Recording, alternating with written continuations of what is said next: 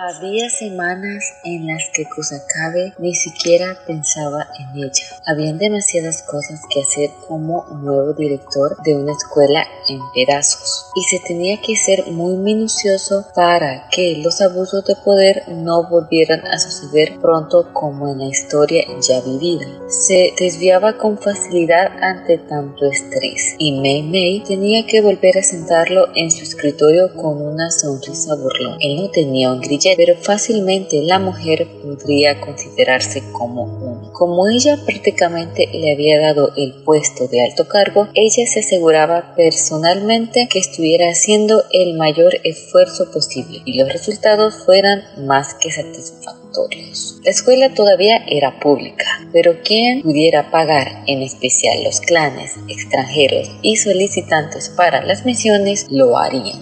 Mei Mei tenía muchísimos proyectos ahora que tenía la correa oficial del mundo Jujutsu en sus uñas limadas. Él solo tenía que moverse hacia donde ella quería y olvidar.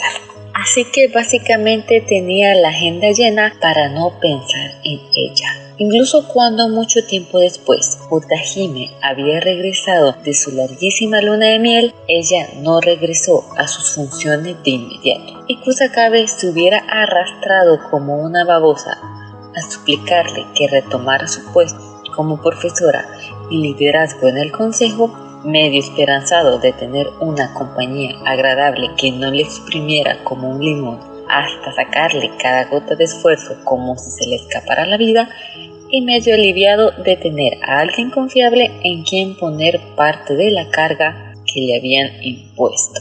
Si no lo hubiera visto caminando lentamente con su vientre muy hinchado, con la mano del hombre más odioso con el que había tenido la desgracia de cruzarse, apoyando su palma enorme en su pequeña espalda para ayudarle con una suavidad que Kusakabe nunca pensó que él tendría en su juego. No lo había pensado antes, por supuesto que no lo había hecho. Nunca se había visualizado teniendo hijos y por supuesto nunca había imaginado su futuro con Utahime teniendo un hijo suyo.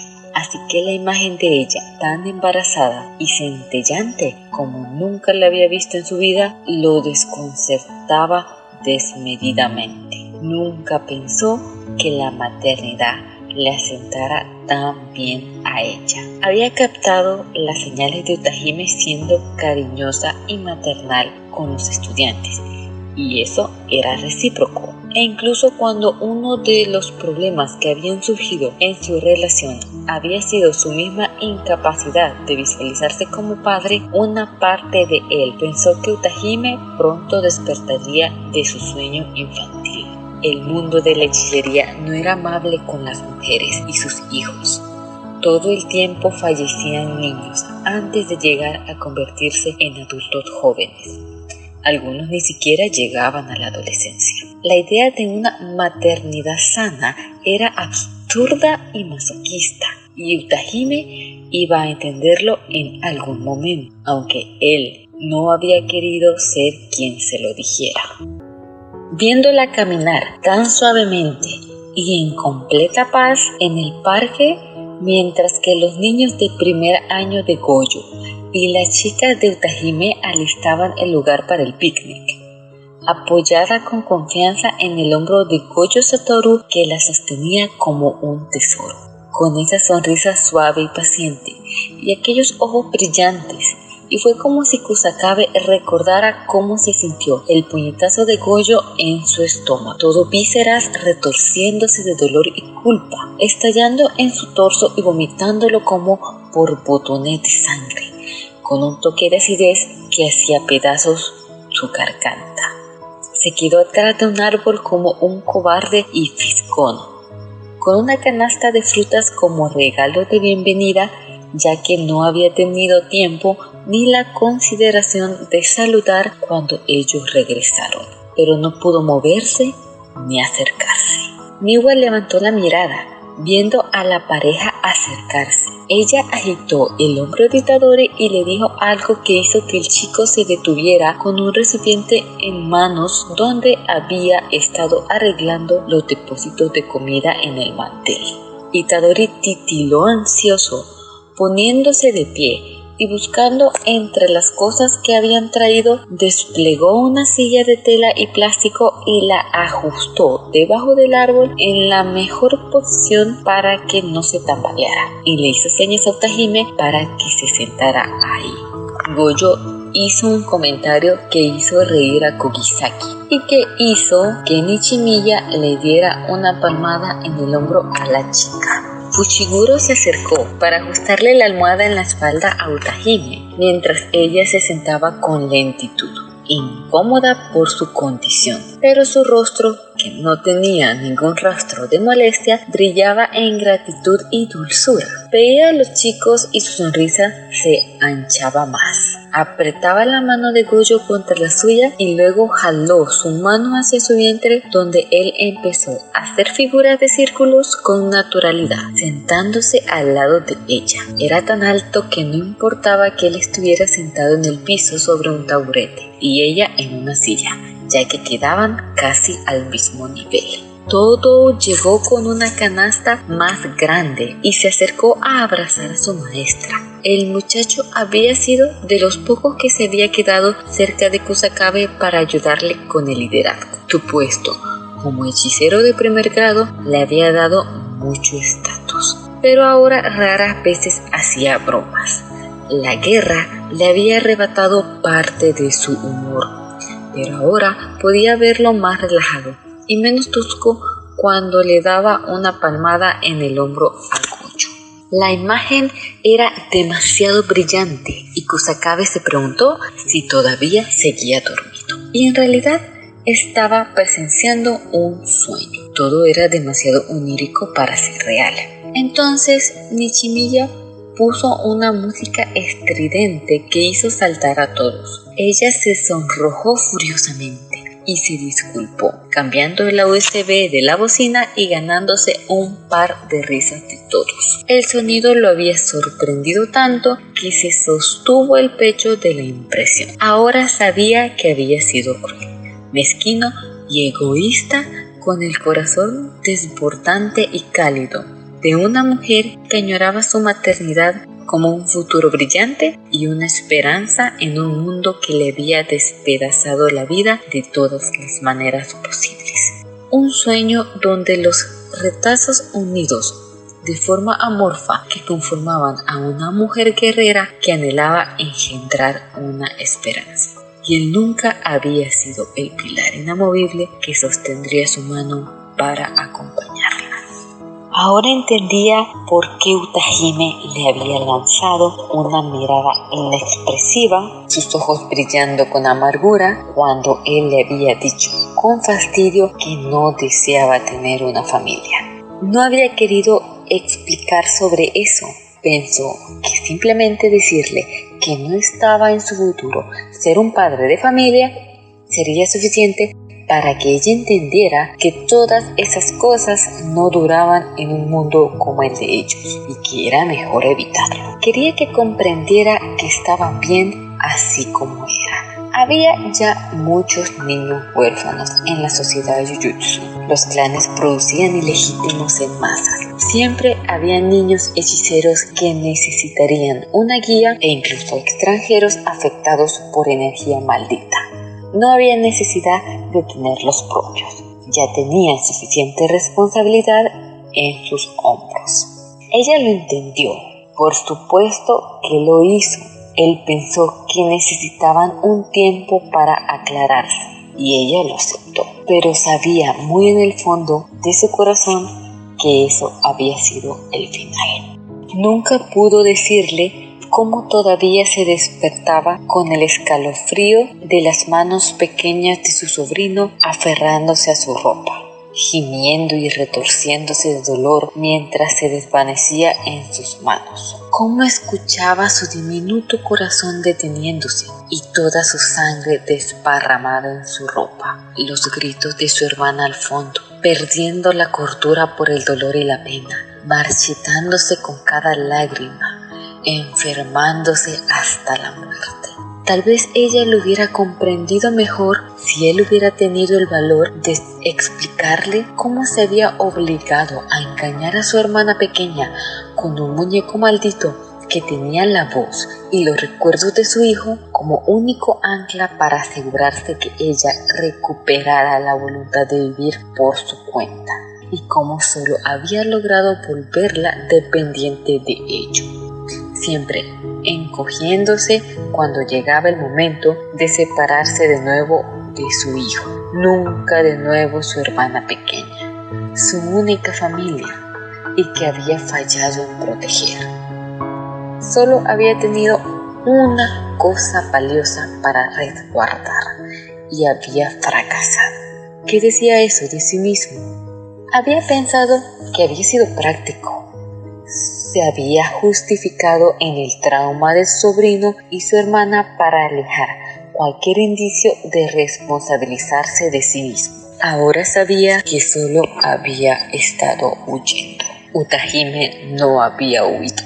Ella había visto su alma y ella comprendió que él estaba asustado. Y eso estaba bien, pero ella no podía aferrarse al miedo de alguien más mientras que su vida siguiera avanzando, esperando que él llegara ahí, cuando sabía que Kusakabe ni siquiera lo estaba intentando. Él no podía más que admirarla por su firmeza en dar media vuelta y seguir adelante, incluso si era a él a quien había dejado atrás en el proceso. Tal vez si él lo hubiera intentado genuinamente, ella se hubiera encontrado con temor a fallar, a decepcionarla, pero con convicción y compromiso para afrontar el desafío y el futuro, en lugar de cobardía y vagancia.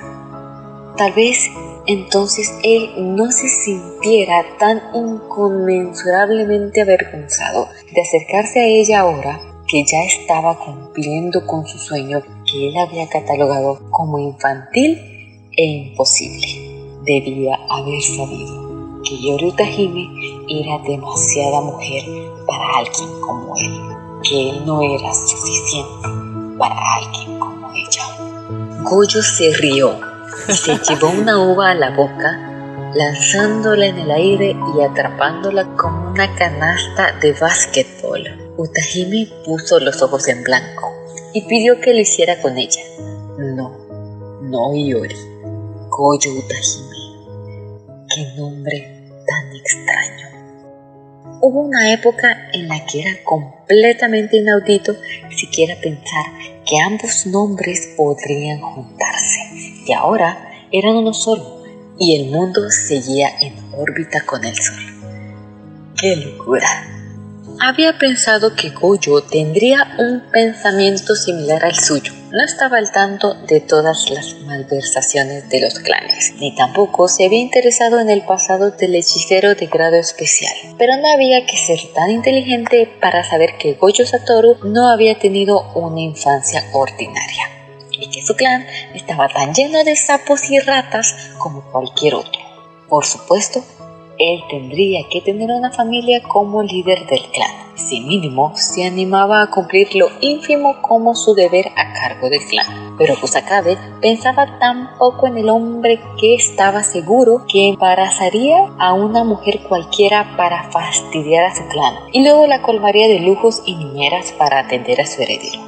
O tal vez aceptar un matrimonio arreglado y dejar que el clan hiciera lo que le plazca, mientras él mismo hacía lo que a él le diera la gana.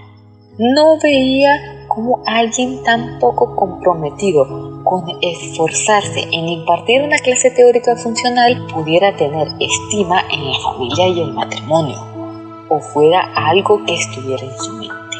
Tal vez él había querido reivindicar su infancia desahuciada rompiendo el sistema con sus propios hijos.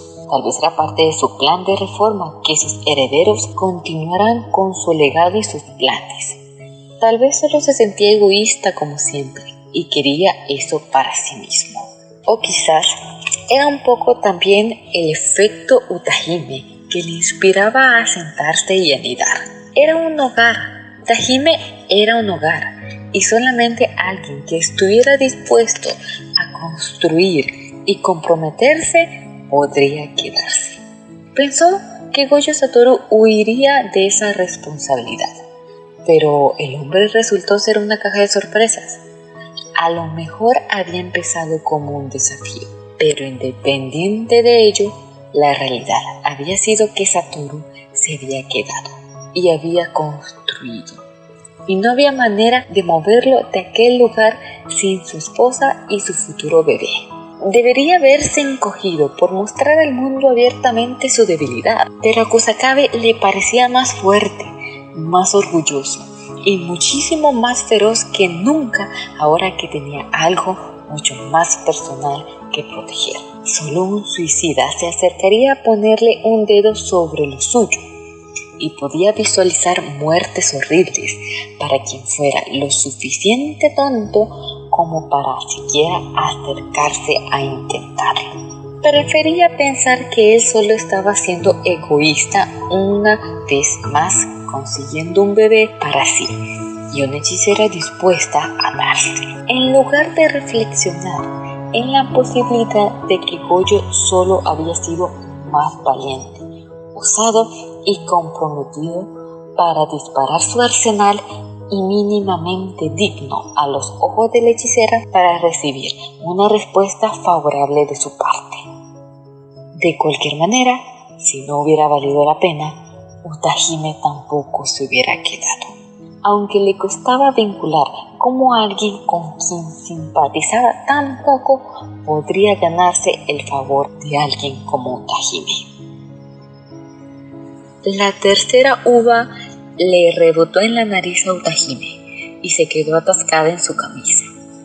Ella hizo un puchero. Gojo se lanzó una carcajada mientras estiraba un brazo para alcanzar la bolsa de uvas.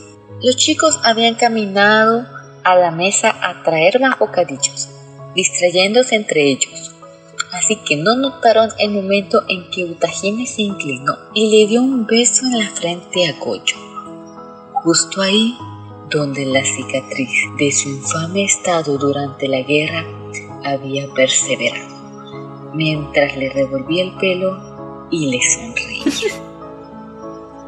Él le lanzó una mirada y luego le dio un beso que sostuvo en la cicatriz de ella.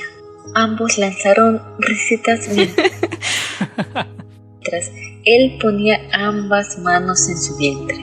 De alguna manera, él había podido moverse todo el rato sin dejar de tocar la panza con al menos una mano. Fushiguro, que estaba más cerca de ellos durante el cortejo, desvió la mirada para ayudar, fingiendo no haber visto nada. Kusakabe no pudo sostener la mirada y finalmente decidió tomar lo poco de dignidad que tenía para voltearse con la cola entre las patas mientras se retiraba y dejaba de comportarse como un sucio intruso en una imagen maravillosa.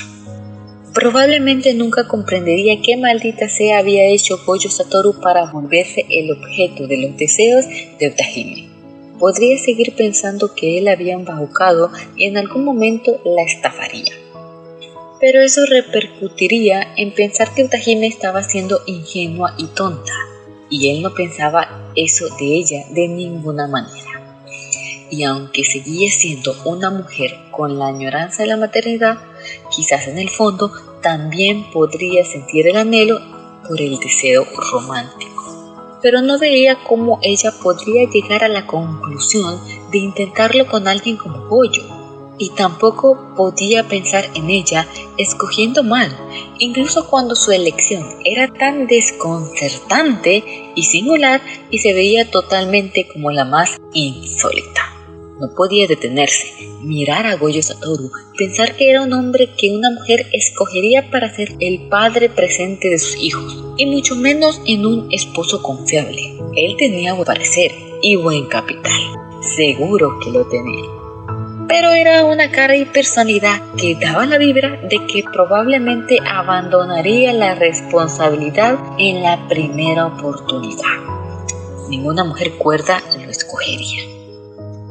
Pero ahí estaba Otajime, la mujer más impávida, prístina, sensata y cuerda que había conocido, bien embarazada del primogénito Gojo, con un anillo en su dedo que la declaraba como su mujer ante el mundo, y la sensación que se le había escapado el universo entre los dedos dejaba un vacío en su pecho que lo dejaba gravitando en la nada, y seguía sin llegar a una comprensión satisfactoria. En esos días el trabajo era una responsabilidad bien recibida, que le venía de perlas, lo suficiente agotador para mantener a raya sus pensamientos y las imágenes demasiado brillantes de las que no formaba parte. Mei levantó una ceja albina cuando lo vio entrar a la oficina. ¿Tan pronto regresas conmigo, Kusakabe-san? Sabía que no podía resistir pasar un día sin mí, aunque estaba segura que no quería saber nada de mí hasta mañana. Ella se burló, curiosa sobre cómo Kusakabe volvía por su propio pie al escritorio y se ponía a revisar los documentos pendientes, todo en modo automático, y ella no había tenido que arrastrarlo por el cuello en contra de su voluntad, mientras él suplicaba por un respiro. Vaya cambio de ambiente. No tenías que hacer algo muy importante hoy. Incluso había pospuesto tus reuniones para la próxima semana. ¿No soy una colega maravillosa? Kusakabe se paralizó con los papeles en las manos y Mei se volteó completamente a mirarlo. Las imágenes del día de campo del matrimonio Gojo volvieron a invadirlo y sintió que podría enfermarse. Juntó los papeles, golpeándolos en la mesa mientras los ponía todos al mismo nivel para ganar tiempo para responder. Oh, dije que era importante. Él tragó saliva y sacó los lentes de lectura para prepararse. No era nada del otro mundo. Puedo hacerlo después. Echó un vistazo por encima de lo que iba a leer. Así que no te preocupes. Mei guardó silencio mientras lo veía hacer el intento por leer. Notaba cómo sus dedos callos sudaban y temblaban mientras sostenía las hojas, y se veía un poco pálido, como si hubiera visto un fantasma, y ahora estuviera maldecido con una indigestión. Bueno, ella caminó contemplativamente hacia la cafetera de la oficina y la encendió. Ya que estás tan entusiasmado por trabajar, supongo que no te importará que reprograme las sesiones con el nuevo consejo. De hecho, estoy bastante aliviada de que vuelvas tan pronto. La próxima semana hubiera sido una completa pesadilla para ambos, pero ahora contigo aquí podemos empezar de inmediato. Y no es lo suficiente tarde como para decirte que Gakuganji-san nos quiere en la reunión de la tarde.